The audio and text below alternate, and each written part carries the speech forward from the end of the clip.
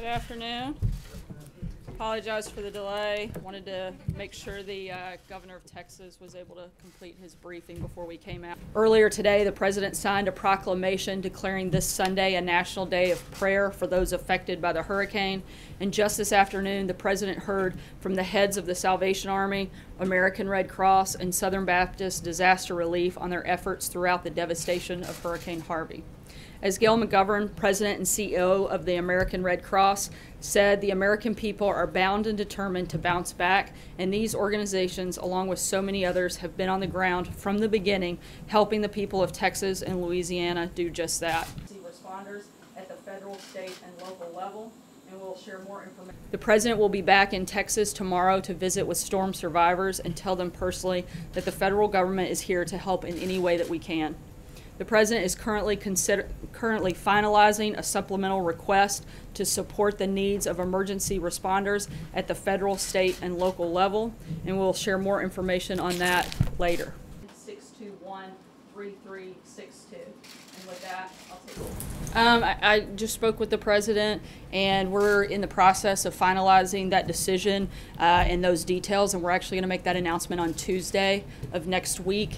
And the President's priorities on immigration are to create a system that encourages legal immigration and benefits our economy and American workers. The President's been very clear. He loves people, and he wants to make sure that this decision is done correctly, and so that's what he's doing now, is finalizing that part. Economy and American workers.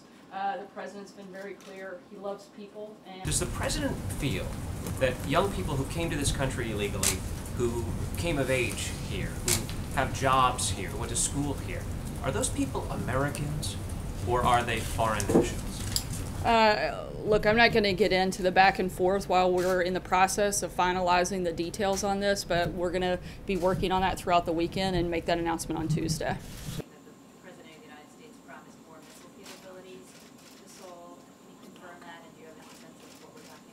How incumbent does this White House believe it is upon Congress to come up with a solution to the Dreamers? Again, we're in the process of finalizing the decision on this front, and once we make that, we'll walk through next steps of what any action that would be needed at that time. But if I could just follow, I asked that question because Senator Tom Tillis of North Carolina is introducing a Conservative Dream Act. He's leading a group of conservatives in the Senate. Senator Jeff Flake says that it's important for Congress to do this. Paul Ryan, well, he said he doesn't agree that the President should end DACA as we know it, does think that there needs to be a legislative solution.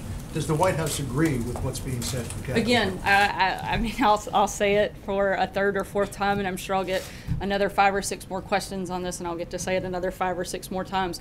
We're in the process of finalizing that decision and those details, and we'll announce that on Tuesday. The problems that Americans are facing, the numbers that we're focused on are the ones that actually impact day-to-day life for all Americans. That's what we're focused on, certainly not silly